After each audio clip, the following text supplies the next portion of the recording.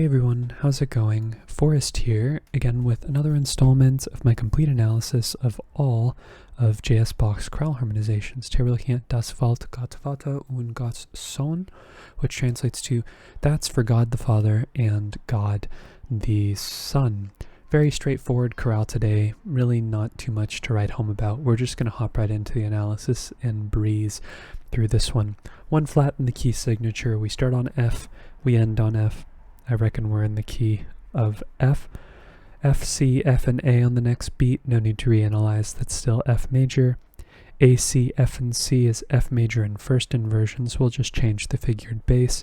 Passing tone in the bass. C, G, E, and C. That's C major in root position, which is our 5 chord. C sharp, A, E, and A is A major over C sharp. This is a secondary dominant. 5-6 of 6 as A is our dominant of D and D is our 6 chord. And in typical Bach fashion, we see this 9/8 suspension here with a D minor chord. It's really something that he likes and has carried over as a gesture with D minor chords in particular. I think that's really interesting. But D minor, as we learned from our previous analysis, is our 6 chord, and this E is a 9/8 suspension. E, G, C, and G is C major over E. That's 5-6. And then we have an imperfect authentic cadence here with F major, F, F, C, and A. Next phrase ends in the key of C major. Perfect authentic cadence. I think we stay in F for the first couple of beats at least, and then by the time we see these B naturals, we probably have already modulated. So F, A, C, and F, no need to reanalyze, that's still F major. F, A, F, and C, another F major chord, we don't need to reanalyze. Next beat, F, C, G, and C. Chances are this F is a lower suspension, probably like a 9/10 suspension under the alto, most likely. E, C, G, and C would be C major over E, which is 5-6. Also in the key of C major, that's 1-6, but we have sort of a modulation zone here because the next chord is, well, I guess you could analyze it as D minor because literally on the downbeat of the harmonic rhythm we have D, F, A, and D. However, I think this B natural's the important tone in this chord. B, D, F, and D is B diminished in first inversion, so 1-6 going to 7-6, and typically we would expect this to resolve to 1, but we have a deceptive progression in a similar fashion that we had here in the first phrase. We go to A minor, A, E, C, and E, which is our 6 chord. So 7 going to 6, deceptive in the sense that we would expect a dominant functioning chord to resolve to some type of tonic chord, but we would also expect 7 to go to 3 as well, and 3 and 6 are similar in terms of their functions. So this is less of a deceptive progression in the hierarchy of deceptive progressions as, say, like 5 going to 6, for example. We have a passing 7th in the bass here before we get F, C, C, and F, or sorry, F, A, C, and F, which is F major. That's our 4 chord in the key of F, C major. 6 going to 4 is a relatively unusual progression. It's a thirds-based progression.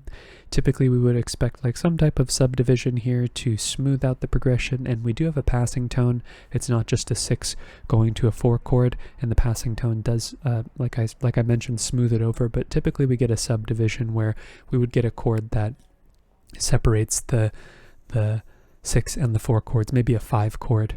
Like this G could be like G, B, and D somewhere, but you know, it implies the root, so I guess that's more than nothing. We have a passing 7th in the melody here before we get G, D, C, and D, the C being a 4-3 suspension over the bass.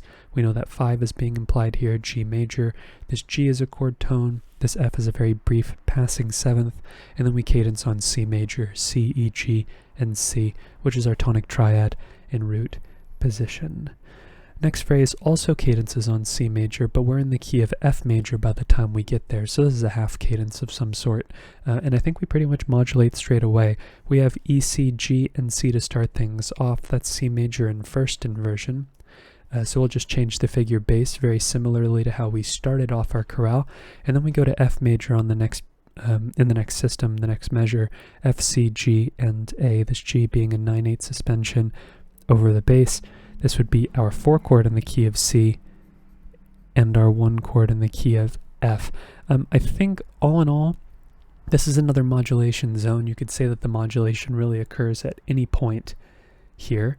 The reason why I feel like this is the point where we modulate rather than the next F major chord that we see, which is, on the next beat, is because of the fact that this feels like a 5-to-1 progression. C feels like it's going to F, and C really feels like it's functioning like a dominant here. So it feels like by the time we hear this F, we've modulated. Typically, I err on the side of modulating as late as possible, where, if we see 2 F majors in succession, why is the first one feeling like a modulation and the second one not? Because they're both the same chord, right? That's just my reasoning. In this case, I feel like there's valid justification for the modulation to happen here. And you could listen to it as well, and you'll probably agree with me based on that principle. But of course, this is a modulation zone. Anywhere between this beat and the beginning of the phrase are all valid places to mark the modulation, in my opinion. There might be one that's more correct than others if you weigh all of the options, but it's really a modulation zone. And what's important is that you can hear the fact that the key is changed by the time we get to this B flat chord on beat 3. So A, C, F, and C, like I just said, is F major in first inversion, so we'll just change the figured bass like we did earlier. This E is also a very brief neighboring seventh as well, don't want to neglect that. B flat, C, F, and D. This C is a 9/8 suspension over the bass. This is implying a B flat major chord, which is 4, B flat, F, and D. And that takes us right back to F major, F, B flat, F, and C. Another suspension here. This B flat's a 4/3 suspension over the bass. F, A, F, and C is what's being implied. It's our tonic triad in root position.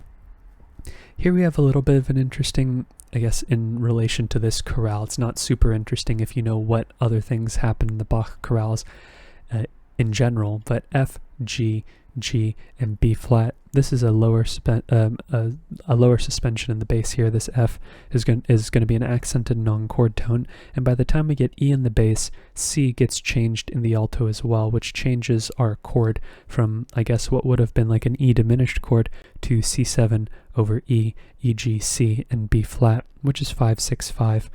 And on the next beat, we would expect that to resolve to 1, which it does. F, A, C, and A. F major, tonic triad, root position. This F is a chord tone. This B flat's a very brief, delayed passing tone. And then we cadence on C major, C, C, F, and G. This F is a 4/3 suspension over the bass, but C major is still our 5 chord. Notice how this half cadence has the 5th of the chord in the melody. Most of the half cadences in Bach will have the 5th of the chord in the melody. It's not a rule, but it's a general trend that I've noticed. And as we're moving into our last phrase, we're going to end with a perfect authentic cadence like we would expect, and we're staying in the key of F major. E, C, G, and C is another 5 chord in first inversion, so we don't need to reiterate the Roman numeral, we'll just change the figured bass. F, C, F, and A is a tonic triad, F major in root position. B flat's a passing tone. A, C, F, and C. We're seeing this pattern a lot where we have the F leap down to A, that minor sixth in the bass, where we just get the tonic triad revoiced again where the bass leaps down. We don't need to reiterate the Roman numeral. B flat, D, F, and B flat is our 4 chord, B flat major, root position. Then we get C, C, E, and A.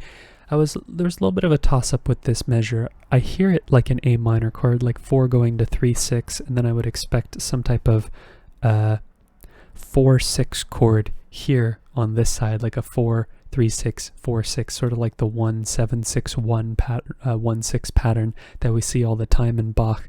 But really what I think is happening is the big picture is that this C and this A are kind of like accented non-chord tones, but the reason why I don't think that that's exactly what's going on is because of what we have on the next beat. We have D, A, D, and F, which is D minor in root position. That's our 6 chord, and 3 wants to go to 6. So 3 is sort of interrupting 4 going to 6, which would be a non-normative chord progression by Bach's standards. So as we're seeing here, it's not a subdivision, but it is interrupting the 2-beat grouping of harmonic rhythms, right? So 4 going to 6 is interrupted by 3, which wants to go to 6. But at the subdivided level, we also have C, B flat, E, and G, which coincidentally is a 5-7 chord.